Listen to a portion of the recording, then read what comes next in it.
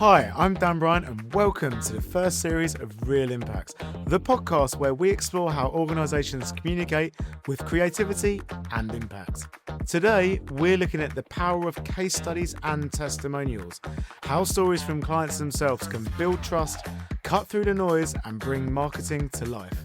Joining me is Michelle Tompkinson, Head of Marketing for FranklinCovey's European Direct Offices. Michelle leads marketing across the UK, Ireland, France, Germany, Switzerland and Austria, supporting one of the world's most respected leadership and learning organisations. With over 15 years' experience in marketing and communications, Michelle has worked across sectors from professional development to membership organisations. She is a creative, strategic thinker with a passion for building cultures where teams and customers alike can achieve their goals. At FranklinCovey, Michelle and her team help sales colleagues bring solutions to life, whether through video case studies, written testimonials, or live event storytelling. For Michelle, client voices are at the heart of marketing. She believes the most powerful message isn't what a company says about itself, but what its customers share about their journey. In our conversation, we'll hear how FranklinCovey captures authentic stories from sponsors, participants, and teams, and how those stories help prospective clients understand not just the results, but the human impacts of working with FranklinCovey. We'll also explore why video can be so effective in capturing emotion, how the case study process can re-energize both clients and internal teams, and why authentic, even rough and ready storytelling often works just as well as glossy, polished productions. Michelle shares insights on how to approach clients with sensitivity, celebrate their achievements, and create content that resonates across channels, from social media snippets to long-form features at live events. This is an honest and practical conversation about why storytelling matters, how to make the most of client voices, and how celebrating success builds stronger relationships inside and outside your organisation. Michelle, welcome to the Real Impacts podcast. Thank you so much for joining me, and thanks for having us in your office here No in problem at Banbury. all. So can we just start by you introducing yourself and your role? Yeah, so I'm Michelle Tompkinson. I'm the head of marketing at FranklinCovey, and I support the European Direct Offices. So we cover UK, Ireland, France, Germany, Switzerland, and Austria. So obviously you work in the marketing team, Michelle. Can you tell me how the marketing team here at FranklinCovey supports the sales team? Yeah, so we're all about helping bring our content to life for the sales team.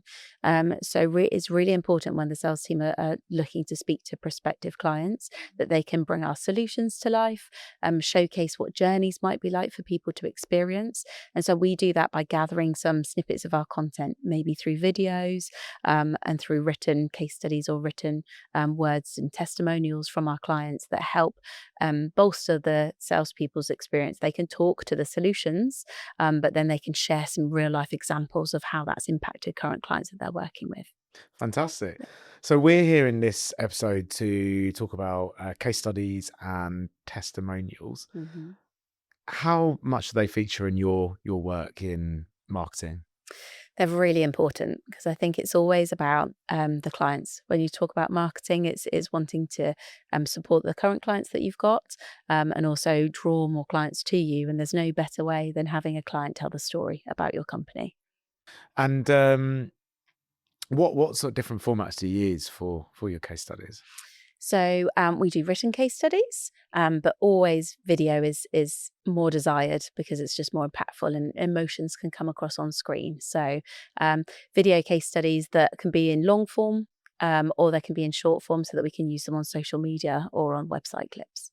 So at FranklinCovey, you support organisations with different learning solutions, and I know that storytelling is a really important part of that.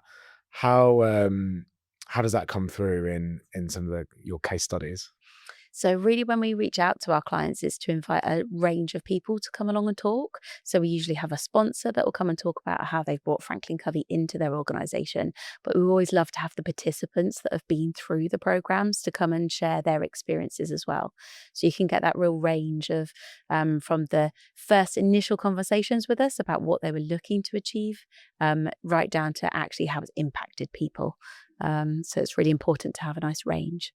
And where do you use your case studies and testimonials? So website. We also do a lot of emails, as many people do these days, and they're great to capture attention in emails, and on our social media channels, and they're really helpful to us. Storytelling and case studies are really important to you and your team. What's the process of going from no case study to having a fully finished, finessed case study for marketing? Yeah, so it's actually quite a detailed process, really. But we're very lucky that we have such a range of clients in many different industries, and who've experienced many different parts of our solutions. So it's really nice to have the opportunity to pick in a way. But then it's about reaching out to that client and helping them see, as we would use in our language, a win-win in terms of working with us on a case study. It takes up a lot of their time as well as our time in preparation. So it really is important that the client feels like they're going to get something out of it as well. And in my experience, it's been that they're just so excited to tell the story of their journey and what they've been on because they've seen the results of our programs. So really, we look at, okay, so maybe we've got some new products coming up to launch, or we've got a new story that we need to tell to support some of our client partners, our salespeople that are out there. And we'll say which clients would we like to approach and ask if they'd be willing to work with us. Is it based in the charity sector, tech sector? Where are we looking for them? And then we'll just reach out to them and say, we would love to come and celebrate the work that you've done. And I really talk about that as a celebration, and invite people to come and share their stories with us. So we start that process. And obviously, we hope that we find some clients that are willing to do that. Some clients, because of the nature of the work that we've done with them, perhaps are less inclined to wish to talk about a big transformational change project if it's been a big change in the organization. But some are actually thrilled to be able to tell their story of where they've been before and where they are now. And then we just start to reach out to the different people that might like to be on camera. Some find it really comfortable, some less so. And we start to just prepare them with questions and have great conversations with yourself and your team about how we can prepare them better for the day when we come to see them. And have you had any feedback from people having gone through that process as to, I don't know, maybe their views, their preconceived ideas before versus after? Yeah, I have. It's a lot of people have been very nervous about it, and then have really enjoyed the fact that it's actually not as stressful as they thought it was going to be. So it's a very relaxed environment. They get to take their time to talk about what they want to share. But also, actually, in some cases been a bit of a cathartic experience. They've actually got to press pause and reflect on their journey and their story and reshare that. So they get to sort of relive the experience and feel proud of what they've achieved, and they really like to share that. On that point, is there another sort of a byproduct of doing case studies that helps FranklinCovey re-engage perhaps with some old clients and revisit some of the solutions that you've offered them in the past? Definitely. So, for example, our 7 Habits program's just been relaunched just this year, and many of our clients have been through 7 Habits before. But as you always continue to try and live the 7 Habits, it's actually a lot of people like to go back through the program. So it's a nice way for us to showcase new content that's come out that they might like to relive, or to reflect upon, oh, we did something in this space previously, but we actually may have another challenge here, and I can see how what they're talking about was actually a challenge that we're going through. It's a comfort to them to know that they're not the only ones on that journey, and that there is a solution that we can help them with, so we can re-engage and have conversations with them. Okay. And obviously, we've spoken about case studies and testimonials as a marketing and sales tool. Do they have any other value in the organization or uses? For us, it's actually internally as well. I think they're really important to help everybody realize what we're all working towards. There are many people that will be in the office doing really important work. Could be just contracting or organizing warehouses, just doing things that nobody ever gets to see, but are fundamental to the running of the business.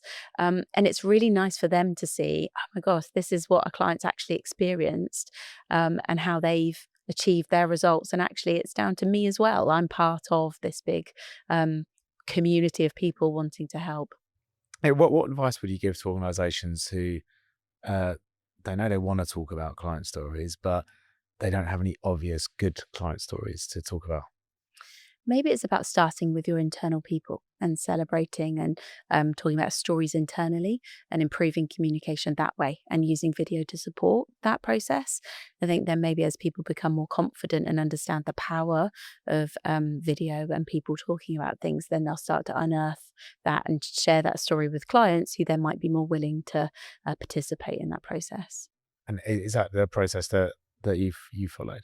We do use a lot of internal video. I definitely think it helps. I think it's important to communicate to people in a range of different mediums because everybody listens differently, likes to watch things or read things. So I think you have to put a variety out there to capture people's attention, whether that's internally or externally. So we do that to try and help share our messages, and it's really important to us. You mentioned video quite a lot. So from a broader marketing content perspective, how has the sort of mix shifted over the last 10, 15 years? And why do you keep mentioning video and not because I'm just sat here? It's just become a medium I think that we've all become very comfortable with.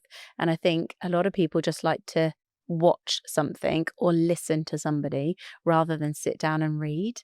Sort of the evolution of, the podcasts that we're sat on right now and the audiobooks and the way that people are listening and consuming content. I think people have just become very comfortable with that. And it's really hard as a marketer when you want people to listen to what you've got to say to capture people's attention. So we found that that's one of our key ways of doing it. And the key word there, attention. Attention spans are getting shorter and shorter. But what we're talking about here, the case studies are typically a bit longer. How and why do you think those longer case studies even today are still successful and working and resonating with people? I think it's about what you've got to say. I think if you're talking about something that's really interesting, relevant to people, people are willing to listen. And I think they will listen for as long as they see value in the conversation. So I think that's part of the journey that we're on. It's capturing somebody's attention, perhaps with a short burst of something, that initial snippet, that, the clickbait, the whatever it is to get somebody to watch and then to get them hooked into listening to something that they really, truly find valuable. Mm. And do you think these so user generated content, again, another big buzzword at the moment, do you think case studies can be user generated or I suppose a bit more rough and ready, uh, internally generated? Yeah, I think there's options for both. I think there's a place for something that's really authentic and raw, and I think that's sometimes really impactful, as well as a place for something that's really glossy and high quality, that maybe is used in a different setting. And I think it's all about where you're looking to speak to your audience and who your audience are as to what it is that's going to resonate with them. Talk to me about your broader marketing strategy and where videos fit into that. Yeah, so our main go-to-market strategy is our live event play. So we run events across our region, and really it's to create an experience for people to come and understand what FranklinCovey can achieve in businesses and to showcase some of our content because there's nothing like a FranklinCovey experience, as we like to say. So it's really important that people get to feel what FranklinCovey can offer. So we share videos in that live event as well. And we love nothing more than having a client up on screen also talking about how our programs have made them feel. So really that's kind of our main structure of how we like to reach people. But there's the whole process of how do you get people to events? Yeah. Which can be quite complex. You're trying to invite people to spend half a day out of their day-to-day job to come and sit with us. So again, it's about capturing people's attention. So obviously we try to create an event that is relevant and something that will be of interest to people. And within that journey, we'll email people. We'll, obviously trying to reach out to them on social media. And so we like to pepper in comments from our clients to try and help them understand, oh, okay, so this company may have come through, or this is what somebody had to say about it. It would be worth my time to come and attend. Yeah. So we had you guys wonderfully come to one of our events recently and actually record the actual event. So slightly different to a case study, but almost to showcase what the event was about so that people could see that visually on screen. And that's really helped us drive more event attendance. Oh, so you then use that as part of the sales, not sales, because I suppose they're The free events, right? promotion, yeah. Promotion, yeah, Yeah. for future events. Yeah, and our events are complimentary, so we're not asking people to invest any money, it's about investing time. So I think for them to see that experience on camera, helps them really understand what they're gonna get out of that morning and why they should come. So there's, I think, a lot of time with events, so filming and what have you, there's a lot of companies do it, I think, because they feel they just have to do it, and it's not that purposeful. But there's a clear strategy behind you doing it. That's going to be used Absolutely. then later in the line for Yeah, yeah. definitely. We run a different event every quarter. So we really look at what's going on in the marketplace. What are the pain points of our clients that we know we're experiencing and how we're helping them. And we are here to help people, to help organizations grow. So we want to invite people to come and experience something that might be a pain point for them. Network with others that are maybe sharing the same challenges, so that they can see, okay, we're not alone and actually there is a way that we can move through this. So that is a conscious strategy for us around come and experience what we're about, have a feeling that hopefully you'll walk away with and go, yeah, they get it. They get us. They get what's going on in the marketplace. They've not just created a program and think it's really great. It actually delivers results. And then if next quarter or, in a couple of months' time, something else is happening in their business, we would hope that they would think, oh gosh, they're right on the pulse of that, actually. That's just what's happened to us. Or, and actually, we're going to go and speak to them again. And it's part of our process. Come to the events as many times as you feel you need to understand what it is that we can offer you. And we hope that they would think they're the great people that we'd like to Mm. partner with. And at your events, are there things that people can learn and take away and implement for free? Absolutely. Yeah. So all of our programs, well, most of our programs are underpinned by books. So anybody can go and buy the books. So, go to any bookstore and pick up the 7 habits. And we know, a lot of people know what the 7 habits are. But actually when you read it, it's very different to coming and experiencing it. And how do you apply that to your real life?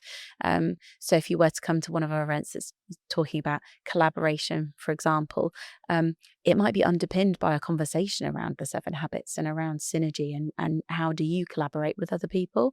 And there are actionable steps that people can take away as individuals and actually take back and use in their teams and their organizations straight away. We're not about gatekeeping content. We genuinely want to help people. So as an individual, it should really be seen as a very valuable morning. And what we hope is that they go away and say, actually, we could really do with expanding that. And what does that look like in our culture of our organization? And how would we do that? And how would we tackle that with the number of people we've got? That's when we would go in and say, let's have a conversation around that and see how we can help you. Yeah. I've and as a bit of a side note, I last summer I think I saw quite a few FranklinCovey posters around London and on buses Yeah. and stuff. What was that campaign So that about? was the launch of our brand new 7 habits. So 5.0. So it was obviously 7 habits has been around for a very long time. But yeah, it was really nice to sort of bring it to life again. A lot of people think, oh, maybe it's a bit dated. Stephen Covey is unfortunately now passed. Are the principles still relevant? We know and we believe that they're timeless, and actually very relevant, and probably even more so relevant today than they were, when it first launched. But so that we've completely revamped the program, and it speaks to what's going on currently for us now in today's world and the challenges that we're experiencing. So yeah, it was an opportunity for us to kind of try and make a big splash and let people know that the 7 habits is still relevant. It is timeless, and to invite people to come and experience it. So the sector that you operate in is quite competitive. Obviously the events are fantastic. How are you getting people to even come try the events and come to your events as opposed to another provider's events, for example? Yeah, I think we're very lucky about the breadth of industry that we work in and how our content can support really anybody anywhere essentially. So I think it enables us to talk to lots of different people about lots of different challenges.